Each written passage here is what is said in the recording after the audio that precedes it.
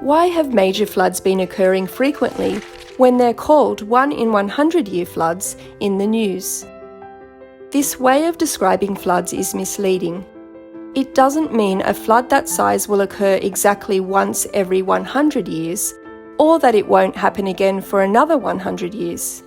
It means there's a 1% chance each year that a flood of this size or bigger can occur.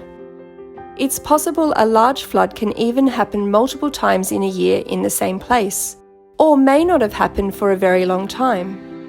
Neighbouring streets and suburbs can be affected by the same storm in different ways.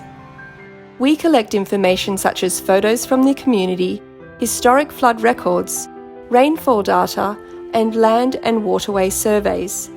We use this information to make computer models and maps that show where it could flood and by how much.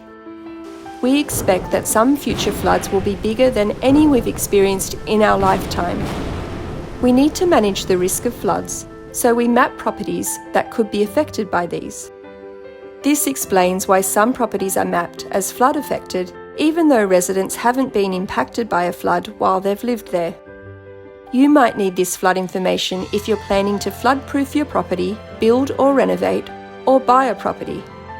We can't control when, where, or how much rain will fall, so it's best to prepare for the possibility a big flood may happen again soon.